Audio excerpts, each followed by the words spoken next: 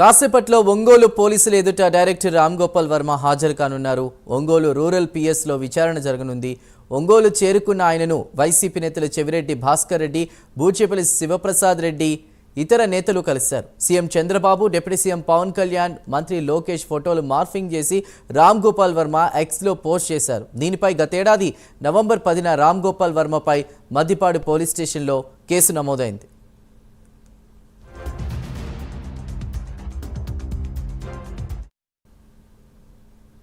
మరి కాసేపట్లో ఒంగోలు పోలీసుల ఎదుటకు రామ్ గోపాల్ వర్మ వెళ్లబోతున్నారు, విచారణ ఎదుర్కోబోతున్నారు.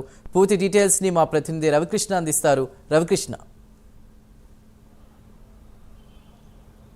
చందు, గత 2024 ఎలక్షన్స్కి ముందు వైసీపీకి పార్టీకి ఎంతో కొంత బెనిఫిట్ చేయాలనే ఉద్దేశంతో రామ్ గోపాల్ వర్మ అయితే మాత్రం వ్యూహం అనేటువంటి సినిమాని తీశాడు. ఈ సినిమాని తీసిన తర్వాత ఆ సినిమాకి సంబంధించిన ప్రమోషన్లో మాత్రం ఎవరైతే చంద్రబాబు నాయుడు, లోకేష్, అదేవిధంగా కూడా ఇప్పుడు డిప్యూటీ సీఎంగా ఉన్నటువంటి పవన్ కళ్యాణ్కి సంబంధించినటువంటి ఫోటోలు ఏవేటువంటి ఆ ఫోటోలన్నింటినీ కూడా మార్ఫింగ్ చేసి వాళ్ళ క్యారెక్టర్ అసాసినేషన్ చేసిన పరిస్థితులు అయితే ఉన్నాయి. దీనికి సంబంధించి అప్పట్లో మాత్రం పెద్దగా స్పందన లభించలేదు. అప్పుడు టీడీపీకి సంబంధించిన కార్యకర్తలు, అదేవిధంగా కూడా జనసేనకి సంబంధించిన కార్యకర్తలు ఆగ్రహాన్ని వ్యక్తం చేసినా కూడా పోలీస్ స్టేషన్లో కేసులు పెట్టినప్పటికీ కూడా కేసులు అయితే నమోదు చేయలేదు. తర్వాత ఎప్పుడైతే 2024 ఎలక్షన్స్ తర్వాత ఈ కూటమి ప్రభుత్వం అధికారంలోకి వచ్చిందో, కూటమి ప్రభుత్వం అధికారంలోకి వచ్చిన తర్వాత ఈ మద్దిపాడు అనే గ్రామానికి సంబంధించినటువంటి టీడీపీ కార్యకర్త ఎవరైతే రామలింగయ్య అనేటువంటి వ్యక్తి ఉన్నారో ఆయనైతే మాత్రం మద్దిపాడు పోలీస్ స్టేషన్లో కేసు నమోదు చేశాడు. ఈ కేసు నమోదు చేసిన తర్వాత నవంబర్ 19వ తేదీన దీనికి సంబంధించి కేసుకు సంబంధించి విచారణకు తీసుకొచ్చేందుకు దీనికి సంబంధించి ఎవరైతే రామ్ గోపాల్ వర్మ ఉన్నాడో ఆ రామ్ గోపాల్ వర్మని అరెస్ట్ చేసేందుకు మాత్రం పోలీసులు వెళ్ళారు.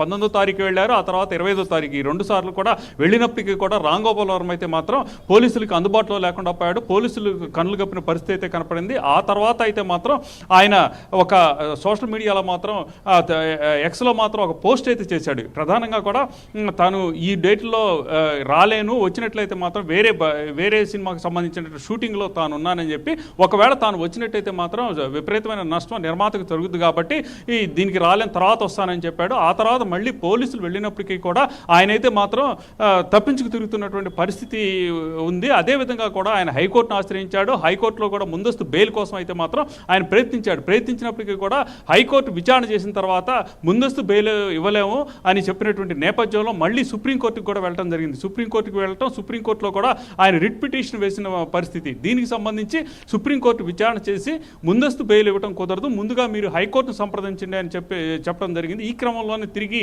ఆయన హైకోర్టు రావటం, హైకోర్టుకి వచ్చిన తర్వాత హైకోర్టు అయితే మాత్రం కొంత రిలాక్సేషన్, ముందస్తు బెయిల్ అయితే ఇవ్వడం జరిగింది. కానీ ఏదైతే విచారణ ఉంటుందో విచారణకు పూర్తిగా కూడా సహకరించాలని చెప్పినటువంటి నేపథ్యం. దీనికి సంబంధించి ఈ నెల 4వ తారీఖున విచారణకు హాజరు కావాలని చెప్పి దీనికి సంబంధించి ఎవరైతే ప్రకాశం జిల్లా ఎస్పీ అయితే మాత్రం నోటీసు ఇవ్వడం జరిగింది. దీనికి సంబంధించి వాట్సాప్ ద్వారా, అదేవిధంగా కూడా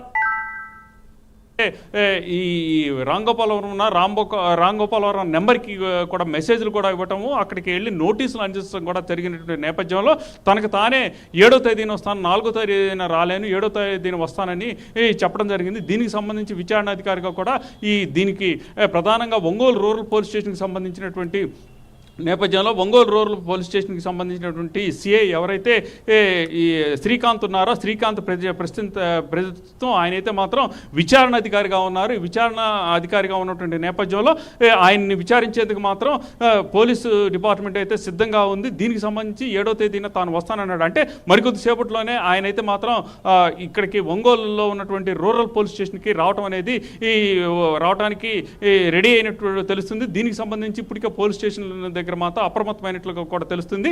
నిన్ననే ఈరోజు తెల్లవారుజామునే ఆయన ఈ ఒంగోలు సమీపంలో ఉన్నటువంటి ఒక హోటల్లో ఉన్నట్లు కూడా చెప్తూ ఉన్నారు. ఆయనతో కూడా చెవిరెడ్డి భాస్కర్ రెడ్డి, అదేవిధంగా కూడా ఏదైతే వైసీపీ పార్టీకి సంబంధించినటువంటి జిల్లా అధ్యక్షుడు ఎవరైతే ఉన్నారో జిల్లా అధ్యక్షుడు కూడా ఆయనతో ఉన్నట్లు కూడా తెలుస్తుంది. మరికొద్ది సేపట్లోనే ఆయనైతే మాత్రం ఇక్కడ ఉన్నటువంటి ఏదైతే ఒంగోలులో ఉన్నటువంటి రూరల్ పోలీస్ స్టేషన్కి వచ్చి ఆ విచారణలో పాల్గొనడం జరుగుతుంది. ప్రధానంగా కూడా ఈ సినిమా వ్యూహం అనేటువంటి చిత్రాన్ని తీసేటువంటి సందర్భంలో కూడా అక్కడ ఉన్నటువంటి ఎవరైతే ప్రధాన నాయకులు ఎవరైతే ఉన్నారో దీనికి సంబంధించి టీడీపీకి సంబంధించి జాతీయ అధ్యక్షుడిగా ఉన్నటువంటి అప్పుడు జాతీయ అధ్యక్షుడిగా ఉన్నటువంటి చంద్రబాబు నాయుడిని, అదేవిధంగా కూడా ఇక ప్రధాన కార్యదర్శి జాతీయ ప్రధాన కార్యదర్శిగా ఉన్నటువంటి లోకేష్ని, అలాగే జనసేన పార్టీకి సంబంధించినటువంటి అధ్యక్షుడు అయినటువంటి పవన్ కళ్యాణ్ మీద మాత్రం ఆయన ఏదైతే వ్యాఖ్యలు చేయటం కానివ్వండి, అదేవిధంగా కూడా ఫేక్ సంబంధించి ఫేక్ చిత్రాలు ఇవ్వటం కూడా తీవ్ర ఆగ్రహానికి అయితే లోనయ్యారు. అదేవిధంగా కూడా దానికి సంబంధించి విచారణ అయితే చేపట్టారు. ఇప్పటికే ఈ కేసుకు సంబంధించి ముందడుగు పడుతున్నట్టుగా కూడా తెలుస్తూ ఉంది. మరికొద్దిసేపట్లోనే ఆయనైతే మాత్రం ఒంగోలులో ఉన్నటువంటి rural Chandu. Right Ravikrishna, thank you.